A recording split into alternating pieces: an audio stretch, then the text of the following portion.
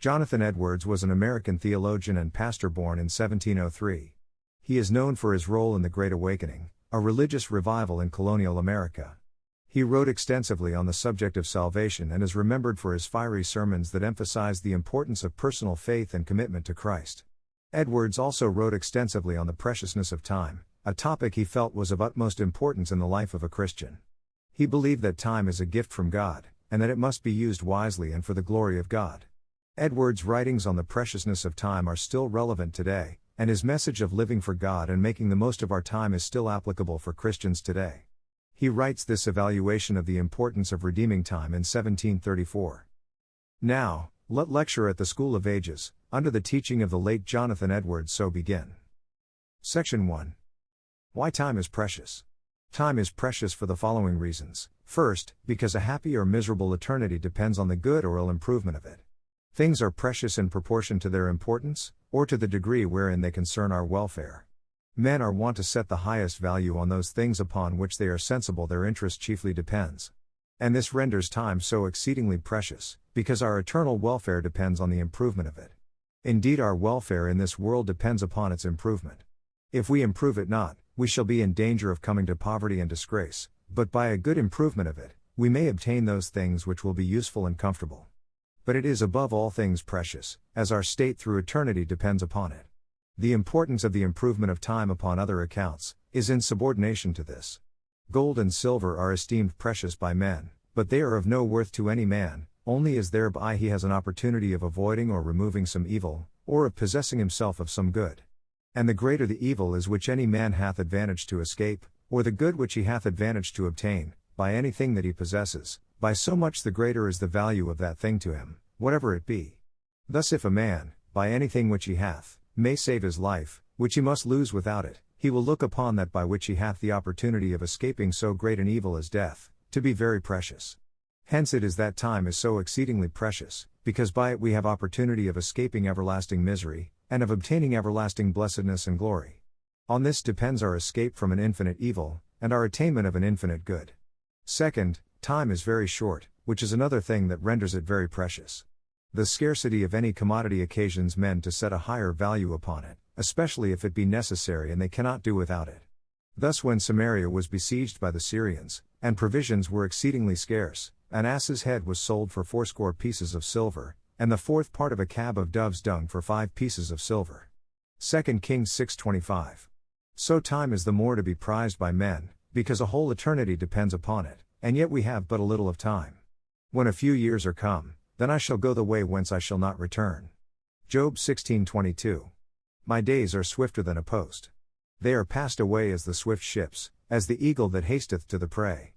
Job 9:25, 26. Our life, what is it? It is but a vapor which appeareth for a little time, and then vanisheth away. James 4:14. It is but as a moment to eternity. Time is so short, and the work which we have to do in it is so great, that we have none of it to spare. The work which we have to do to prepare for eternity, must be done in time, or it never can be done, and it is found to be a work of great difficulty and labor, and therefore that for which time is the more requisite. Third, time ought to be esteemed by us very precious, because we are uncertain of its continuance. We know that it is very short, but we know not how short. We know not how little of it remains, whether a year, or several years, or only a month, a week, or a day. We are every day uncertain whether that day will not be the last, or whether we are to have the whole day. There is nothing that experience doth more verify than this. If a man had but little provision laid up for a journey or a voyage, and at the same time knew that if his provision should fail, he must perish by the way, he would be the more choice of it. How much more would many men prize their time, if they knew that they had but a few months, or a few days, more to live? And certainly a wise man will prize his time the more, as he knows not but that it will be so as to himself. This is the case with multitudes now in the world, who at present enjoy health, and see no signs of approaching death. Many such, no doubt, are to die the next month, many the next week, yea, many probably tomorrow, and some this night. Yet these same persons know nothing of it, and perhaps think nothing of it, and neither they nor their neighbors can say that they are more likely soon to be taken out of the world than others. This teaches us how we ought to prize our time, and how careful we ought to be, that we lose none of it. Fourth, time is very precious, because when it is past, it cannot be recovered. There are many things which men possess, which if they part with, they can obtain them again. If a man have parted with something which he had, not knowing the worth of it, or the need he should have of it, he often can regain it, at least with pains and cost. If a man have been overseen in a bargain, and have bartered away or sold something, and afterwards repents of it, he may often obtain a release, and recover what he had parted with. But it is not so with respect to time. When once that is gone, it is gone forever, no pains, no cost will recover it. Though we repent ever so much that we let it pass, and did not improve it while we had it, it will be to no purpose. Every part of it is successively offered to us, that we may choose whether we will make it our own, or not. But there is no delay. It will not wait upon us to see whether or no we will comply with the offer. But if we refuse, it is immediately taken away, and never offered more. As to that part of time which is gone, however we have neglected to improve it, it is out of our possession and out of our reach. If we have lived 50, or 60, or 70 years, and have not improved our time, now it cannot be helped. It is eternally gone from us. All that we can do, is to improve the little that remains. Yea, if a man have spent all his life but a few moments unimproved, all that is gone is lost, and only those few remaining moments can possibly be made his own. And if the whole of a man's time be gone, and it be all lost, it is irrecoverable. Eternity depends on the improvement of time. But when once the time of life is gone, when once death is come, we have no more to do with time, there is no possibility of obtaining the restoration of it, or another space in which to prepare for eternity. If a man should lose the whole of his worldly substance, and become a bankrupt, it is possible that his loss may be made up. He may have another estate as good. But when the time of life is gone, it is impossible that we should ever obtain another such time. All opportunity of obtaining eternal welfare is utterly and everlastingly gone. Section 2. Reflections on time past. You have now heard of the preciousness of time, and you are the persons concerned, to whom God hath committed that precious talent. You have an eternity before you. When God created you, and gave you reasonable souls, He made you for an endless duration. He gave you time here in order to a preparation for eternity, and your future eternity depends on the improvement of time. Consider, therefore, what you have done with your past time. You are not now beginning your time, but a great deal is past and gone, and all the wit, and power, and treasure of the universe, cannot recover it. Many of you may well conclude, that more than half of your time is gone. Though you should live to the ordinary age of man, your glass is more than half run, and it may be there are but few sands remaining. Your sun is past the meridian, and perhaps just setting, or going into an everlasting eclipse. Consider, therefore, what account you can give of your improvements of past time. How have you let the precious golden sands of your glass run? Every day that you have enjoyed has been precious, yea, your moments have been precious.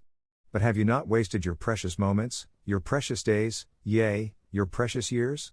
If you should reckon up how many days you have lived, what a sum would there be? And how precious hath every one of those days been? Consider, therefore, what have you done with them? What has become of them all? What can you show of any improvement made, or good done, or benefit obtained, answerable to all this time which you have lived? When you look back, and search, do you not find this past time of your lives in a great measure empty, having not been filled up with any good improvement? And if God, that hath given you your time, should now call you to an account, what account could you give to Him? How much may be done in a year? How much good is there opportunity to do in such a space of time?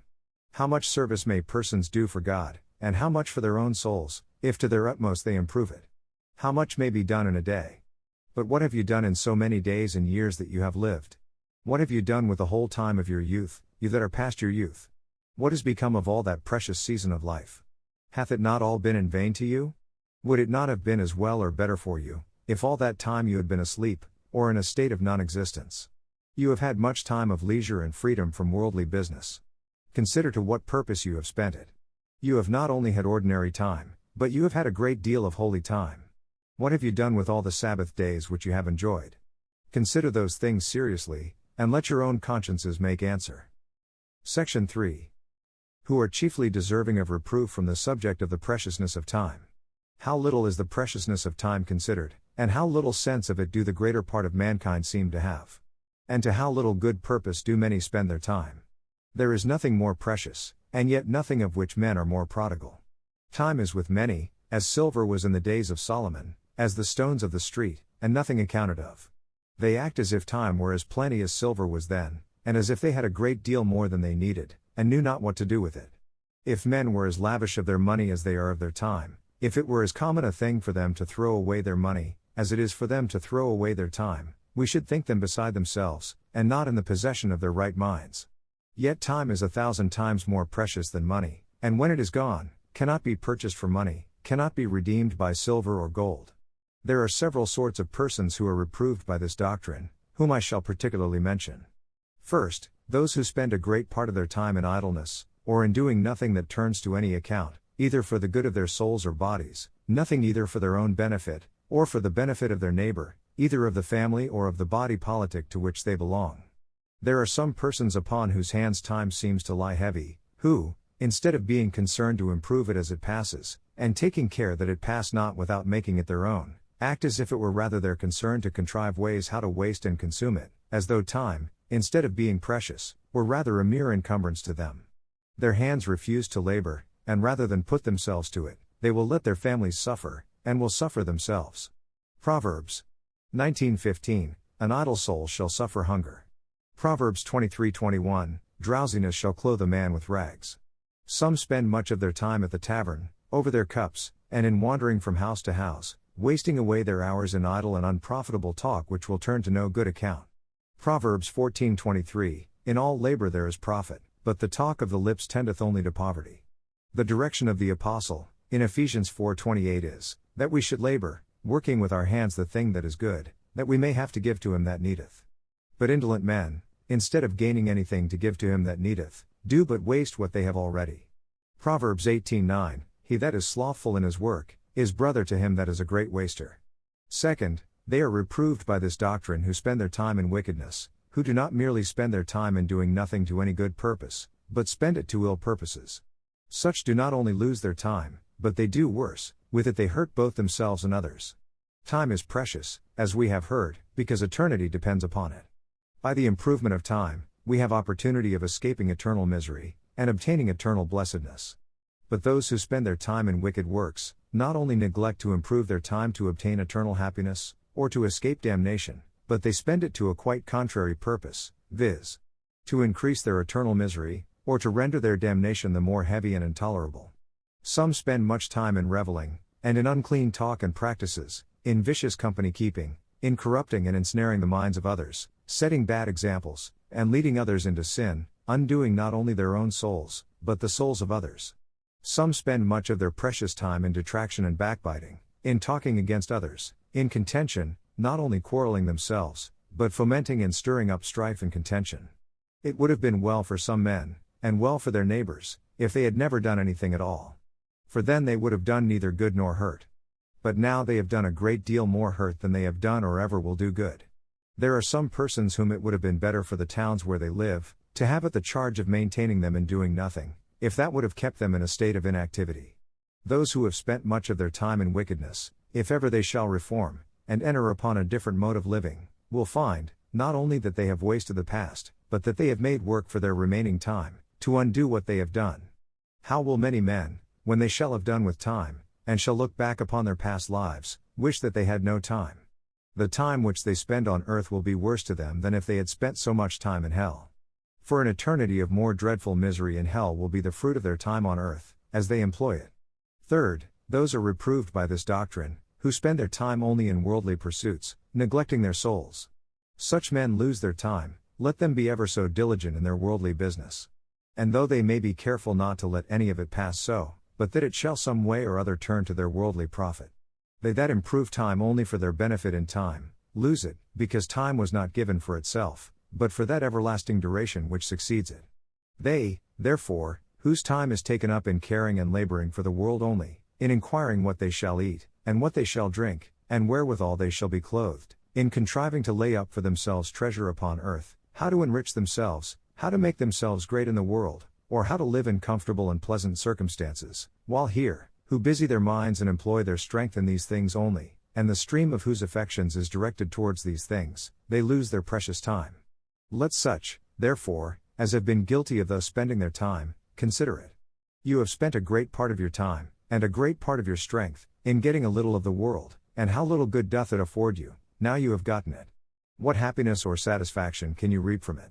Will it give you peace of conscience, or any rational quietness or comfort? What is your poor, needy, perishing soul the better for it? And what better prospects doth it afford you of your approaching eternity? And what will all that you have acquired avail you when time shall be no longer? Section 4. An exhortation to improve time. Consider what hath been said of the preciousness of time, how much depends upon it, how short and uncertain it is, how irrecoverable it will be when gone. If you have a right conception of these things, you will be more choice of your time than of the most fine gold. Every hour and moment will seem precious to you. But besides those considerations which have been already set before you, consider also the following. First, that you are accountable to God for your time. Time is a talent given us by God. He hath set us our day, and it is not for nothing. Our day was appointed for some work, therefore He will, at the day's end, call us to an account. We must give account to Him of the improvement of all our time. We are God's servants, as a servant is accountable to his master, how he spends his time when he is sent forth to work, so are we accountable to God. If men would aright consider this, and keep it in mind, would they not improve their time otherwise than they do? Would you not behave otherwise than you do, if you considered with yourselves every morning, that you must give an account to God, how you shall have spent that day? And if you considered with yourselves, at the beginning of every evening, that you must give an account to God, how you shall have spent that evening? Christ hath told us, that for every idle word which men speak they shall give account in the day of judgment. Matthew 12:36. How well, therefore, may we conclude, that we must give an account of all our idle misspent time. Second, consider how much time you have lost already.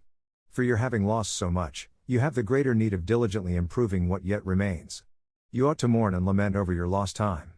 But that is not all, you must apply yourselves the more diligently to improve the remaining part, that you may redeem lost time.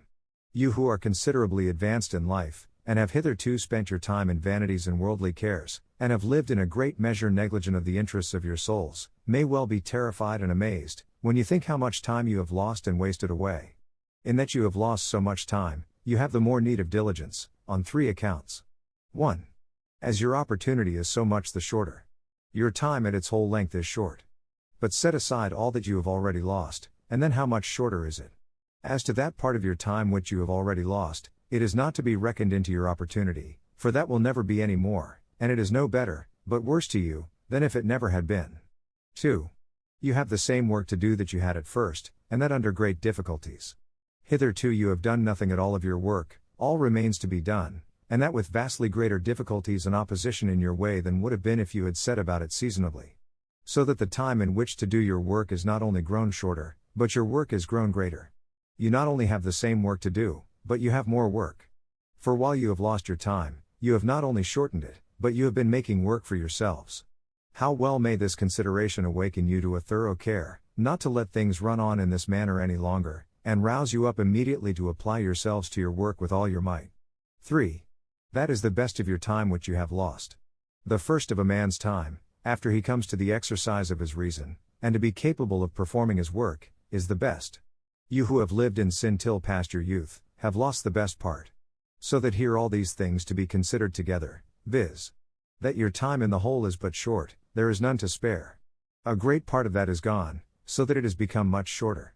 That which is gone is the best, yet all your work remains, and not only so, but with greater difficulties than ever before attended it. And the shorter your time is, the more work you have to do. What will make you sensible of the necessity of a diligent improvement of remaining time, if these things will not? Sometimes such considerations as these have another effect, viz. To discourage persons, and to make them think, that seeing they have lost so much time, it is not worth their while to attempt to do anything now. The devil makes fools of them, for when they are young, he tells them, there is time enough hereafter, there is no need of being in haste, it will be better seeking salvation hereafter, and then they believe him. Afterwards, when their youth is past, he tells them, that now they have lost so much, and the best of their time, that it is not worth their while to attempt to do anything, and now they believe him too. So that with them no time is good. The season of youth is not a good time, for that is most fit for pleasure and mirth, and there will be enough afterwards. And what comes afterwards is not a good time, because the best of it is gone. Thus are men infatuated and ruined. But what madness is it for persons to give way to discouragement, so as to neglect their work, because their time is short?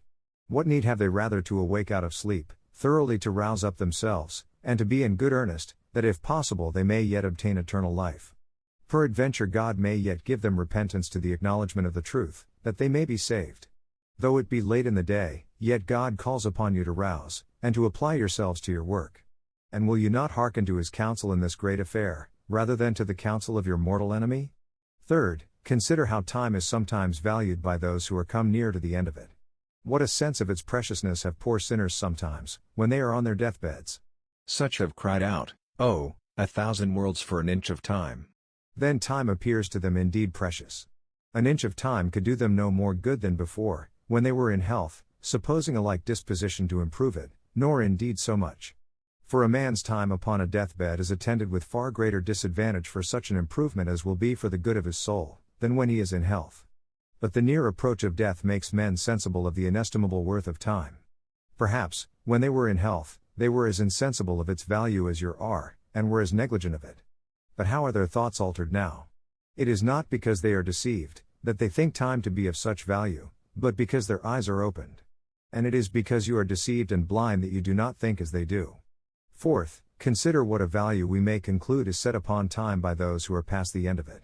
What thoughts do you think they have of its preciousness, who have lost all their opportunity for obtaining eternal life, and are gone to hell? Though they were very lavish of their time while they lived, and set no great value upon it, yet how have they changed their judgments? How would they value the opportunity which you have, if they might but have it granted to them? What would they not give for one of your days, under the means of grace? So will you, first or last, be convinced. But if you be not convinced except in the manner in which they are, it will be too late. There are two ways of making men sensible of the preciousness of time. One is, by showing them the reason why it must be precious, by telling them how much depends on it, how short it is, how uncertain, etc. The other is experience, wherein men are convinced how much depends on the improvement of time. The latter is the most effectual way, for that always convinces, if nothing else doth. But if persons be not convinced by the former means, the latter will do them no good.